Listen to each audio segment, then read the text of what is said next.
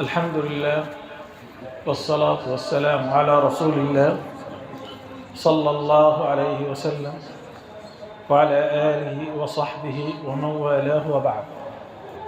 فكن حريصا على أن يكون لك حسنات بعد الممات.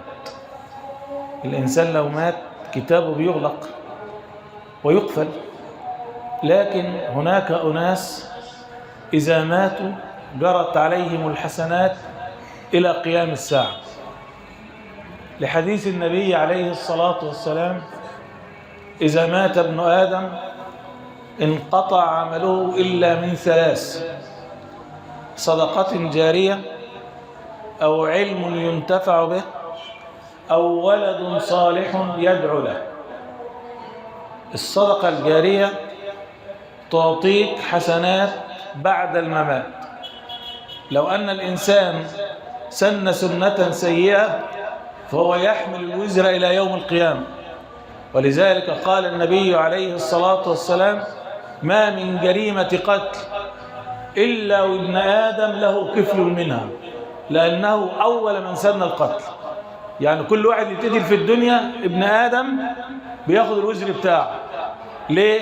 لأنه سن سنة سيئة. ولذلك الإسلام بيقول لك خد بالك، خلي لك صدقة جارية.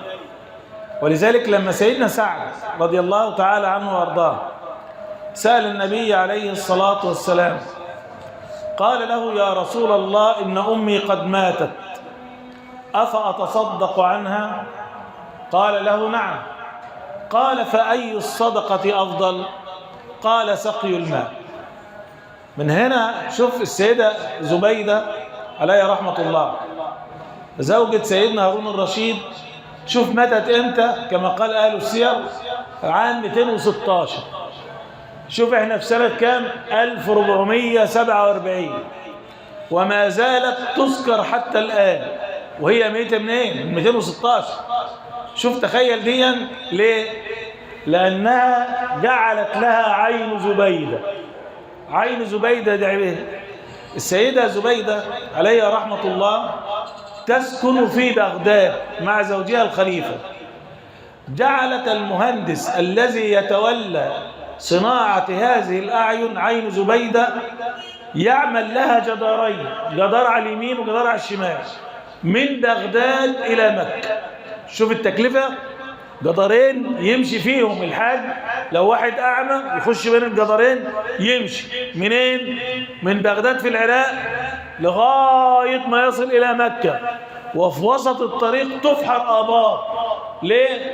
عشان الحاج يشرب منها أو المسافر يشرب منها.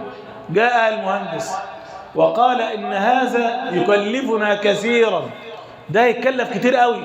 قالت له: افعل ولو كانت ضربة الفأس بدينار. الدينار ده عملة الذهب. انت عارف المشروع ده كلف كام؟ كما قال أهل السير: 1700,000 دينار هي كلفته. وكان لها عين زبيدة هناك في مكة. كان أهل مكة يأتون من وادي النعمان بالماء بالراوية بدينار، دينار دهب، يعني اللي هو الكوز، يعني المية. شوف وصل لإيه؟ دينار دهب. فجعلت هناك عين زبيدة. تخيل ان العين ده هي حتى عهد الملك ابن عبد العزيز، الملك عبد العزيز في عصرنا الحاضر، كان أنشأ لها ديوان لعين زبيدة هذه. شوف بقى الذكرى بتاعتها. تخيل بقى لما الناس خلصوا المشروع جاءوا بالدفاتر لمين؟ السيدة زبيدة زوجة الخليفة، فأخذت هذه الدفاتر، كانوا جايبينها للحساب، وألقت بها في نهر دجلة، وقالت لهم: الحساب يوم الحساب، من كان معه مال باق فهو له، ومن له مال فليأتنا فليأخذ ماله. تركت كل حاجة لله عز وجل. ولذلك رأت في المنام أن الله تعالى قد غفر لها ذنوبها في أول ضربة فأس. سبحان الله. شافت الجزاء بتاعها في الدنيا في الرؤية بتاعتها. ربنا سبحانه وتعالى غفر لها ذنوبها. ليه؟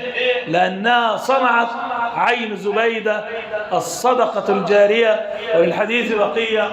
وصلى اللهم على نبينا محمد وعلى آله وصحبه وسلم.